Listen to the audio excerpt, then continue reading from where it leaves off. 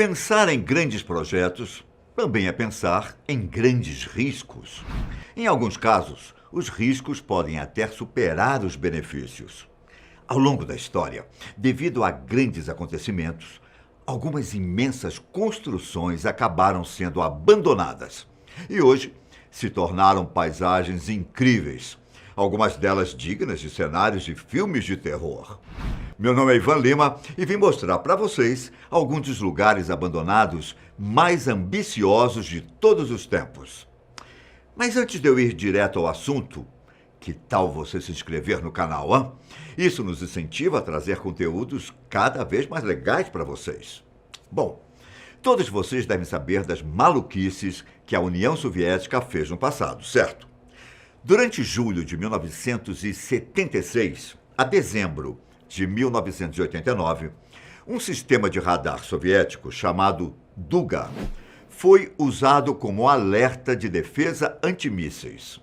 O sistema Duga era extremamente poderoso e era construído nos lugares mais improváveis possíveis. Até hoje, um deles está localizado em uma floresta ao norte de Kiev, capital da Ucrânia. Seria um lugar perfeito para exploradores visitarem, exceto por um motivo. O local encontra-se na conhecida zona de exclusão de Chernobyl, contaminada por radiação em 1986. Após o pior desastre nuclear do mundo ter mostrado o impiedoso poder do urânio enriquecido. O Duga foi um dos segredos mais bem guardados da União Soviética e até hoje pode ser visto a quilômetros de distância. O radar tem cerca de 150 metros de altura e 700 metros de extensão. Essa instalação era ultra secreta e foi protegida com extensas medidas de segurança para confundir seus inimigos. Nos mapas soviéticos antigos, o local do radar Duga era marcado como um acampamento infantil. E por estar em uma zona de exclusão de Chernobyl, é provável que o radar continue no mesmo lugar por muitos e muitos anos. Kiev é o palco de muitas megaconstruções que foram abandonadas pelo governo comunista. No leste da capital ucraniana, existe um enorme edifício que se assemelha a um disco voador. Estou falando de um local chamado Garagem de Ônibus número 7. Quando falamos de União Soviética, as pessoas logo esperam aquelas construções megalomaníacas. Essa garagem foi construída em 1973 e era o centro para rotas internacionais, domésticas e de ônibus de Kiev, com cerca de 1.400 funcionários e 400 ônibus circulando diariamente. O formato, um círculo. Também leva mais de 180 cabos de aço que prendem o teto, que é transportado por uma única coluna de suporte, semelhante a um cogumelo no centro. A garagem teve um papel importante no desastre nuclear de Chernobyl, quando recebeu alguns ônibus que vinham de Pripyat. Apesar da União Soviética ter chegado ao fim, o terminal de ônibus funcionou até 2015, quando foi finalmente desativado.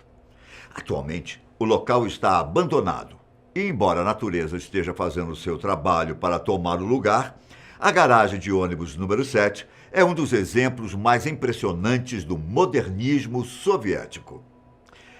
A outra construção megalomaníaca em Kiev está no subsolo. Entre os anos de 1987 e 1989, o governo comunista tentou construir uma espécie de bunker em um túnel paralelo ao metrô da cidade. Porém, com a crise que o país sofreu, a construção teve de ser abandonada. Desde então, os túneis, que percorrem um quarteirão inteiro, permanecem sem utilidade. E convenhamos que os soviéticos construíram um mega bunker, com portas resistentes a explosões e estruturas que podiam resistir a um ataque nuclear. No Grande Labirinto, também é possível ver elevadores e os motores a diesel que foram usados na sua construção. Porém, as marcas do tempo fazem o local parecer um cenário apocalíptico. Tão maluco quanto o governo soviético era o Partido Nazista. Hitler, entre tantas atrocidades que cometeu, também fez algumas construções curiosas, que acabaram sendo abandonadas. Há alguns anos, pesquisadores poloneses descobriram uma cidade subterrânea que os nazistas planejaram para viver por anos, em caso de derrota. Seria um bunker antinuclear, que permitiria que todos vivessem seguros. O bunker, que era chamado de Projeto Reese, foi construído em uma área de 35 km² e tem capacidade para 20 mil pessoas. As obras começaram simultaneamente em diversos pontos, mas o projeto foi abandonado às pressas, enquanto o exército soviético se aproximava, no começo de 1945. Por isso, nenhuma parte da estrutura foi finalizada, e todas estão em diferentes estágios de conclusão, com apenas uma pequena percentagem de túneis reforçados por concreto. Outro grande projeto de Hitler foi uma colônia chamada Prora, na ilha de Rügen. A estrutura é um complexo de edifícios que se estenderia por 4,5 km e fica a 150 metros da praia. Um local perfeito para a construção de um hotel de luxo. O objetivo era fazer um local de férias que abrigaria cerca de 20 mil pessoas. Todos os quartos teriam vista para o mar, 2 camas, um armário e uma pia. O Prora começou a ser construído em 1936 e envolveu os maiores arquitetos do governo nazista. Mas com a chegada da guerra, os 9 mil homens que trabalhavam na construção tiveram de ser realocados. Durante a guerra, os prédios inacabados acabaram servindo de abrigo para muitas pessoas. Após o fim da guerra, o espaço se tornou base militar do Exército Vermelho. Depois, foi usado pelo governo alemão, mas permaneceu abandonado por décadas. Atualmente, parece que uma empresa está construindo um resort de luxo no local, que deverá ficar pronto em 2022. Agora imaginem uma vila que parece ter sido tirada de um conto de fadas. Imaginaram? Pois é.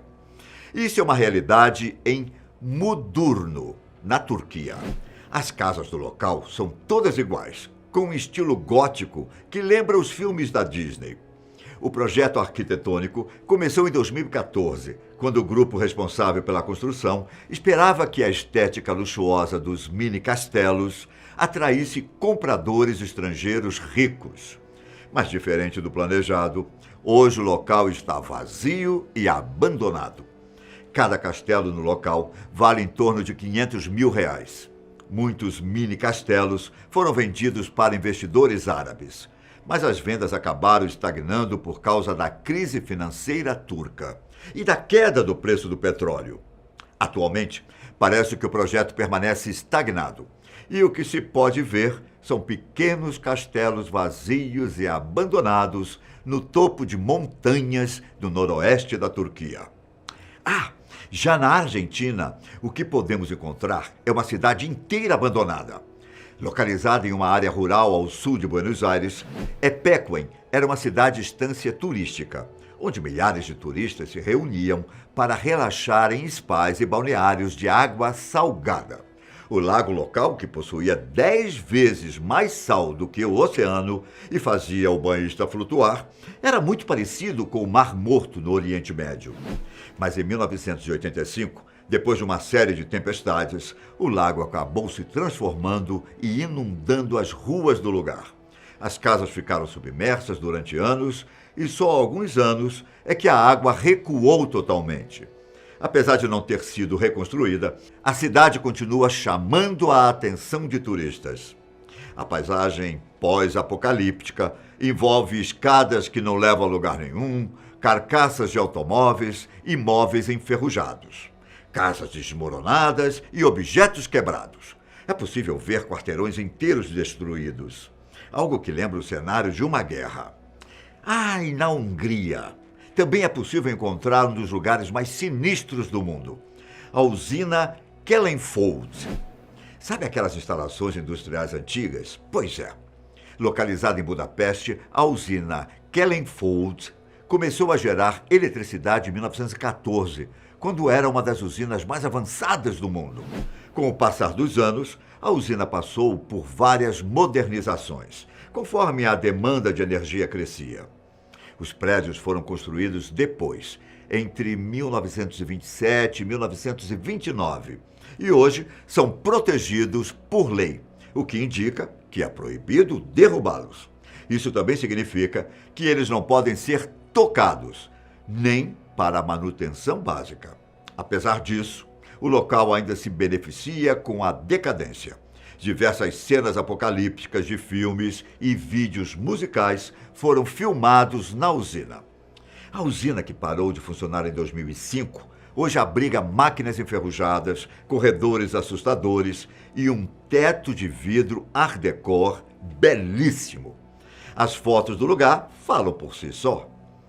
E por fim, podemos citar todo o legado das Olimpíadas, que já foi deixado ao redor do mundo.